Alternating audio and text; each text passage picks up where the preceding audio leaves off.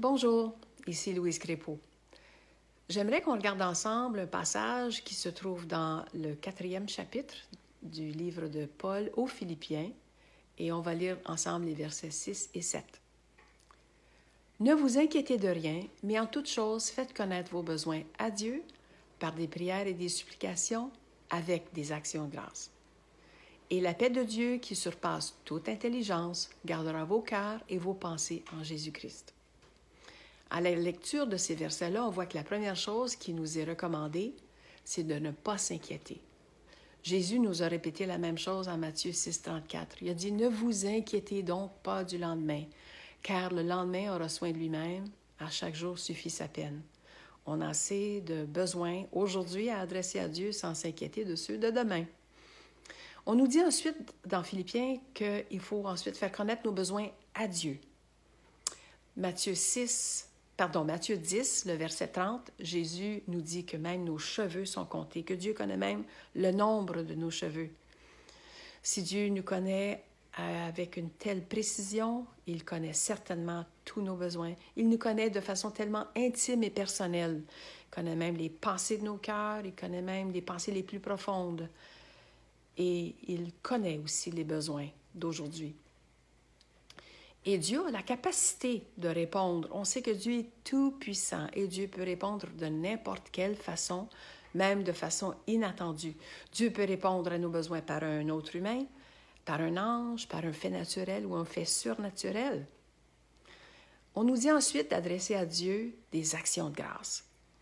Ça me rappelle un passage des Écritures dans l'Évangile de Luc au chapitre 17. Où il y a 10 lépreux qui sont venus devant Jésus pour demander leur guérison. On nous dit que Jésus les a tous guéris, mais il y en a un seul qui est revenu remercier Jésus pour sa guérison. Et Jésus lui a dit, « Va, ta foi t'a sauvé. » Un bel exemple de ne pas oublier l'action de grâce. Maintenant, la paix, quant à nos besoins, ça vient comment? Bien, laissez-moi faire une petite récapitulation en mes propres mots des versets 6 et 7 de Philippiens, chapitre 4. Ne laissez pas l'anxiété vous gagner. Continuez d'amener vos besoins devant Dieu. La paix de Dieu, c'est-à-dire un état de tranquillité, une calme assurance, une confiance dans la bonté et la fidélité de Dieu, cette paix, cette tranquillité qui dépasse toute explication ou tout raisonnement humain, cette paix-là gardera vos cœurs et vos pensées en Jésus-Christ.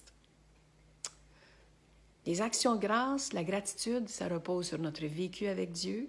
On le remercie pour les choses passées, les merveilleuses façons dont il est intervenu dans chacune de nos situations. Mais c'est basé aussi sur la véracité de la parole de Dieu. C'est elle qui nous révèle la grandeur de Dieu, sa bonté, sa capacité justement de répondre aux besoins. Donc les actions de grâce, ça met une boucle sur nos demandes. On vient à Dieu parce qu'on a confiance en lui, parce qu'on sait qu'il entend. Il sait même le nombre de nos cheveux, donc il connaît nos besoins. Mais on lui adresse aussi des actions de grâce pour fermer la boucle. On a confiance qu'il va répondre. Donc, je vous adresse ce défi aujourd'hui. Pour chacune de vos demandes, chacune de vos supplications, chacune de vos prières, adressez à Dieu aussi une action de grâce pour prouver à Dieu que vous avez confiance en sa bonté. Prions. Bon Papa, merci que tu nous connais intimement. Merci que tu connais chacun de nos besoins, les besoins d'aujourd'hui, les besoins de demain. Merci que tu es intéressé à nous de façon individuelle et merci que tu veux répondre à chacune de nos prières, à chacun de nos besoins. Donc, merci Seigneur d'entendre, merci de répondre et d'affermir la foi de chacun, qu'on soit toujours reconnaissant envers toutes tes promesses, toutes tes réponses envers nous. Donc, Père, nous te remercions pour cette journée, pour ta provision, et c'est au nom de Jésus que nous t'avons prié. Amen.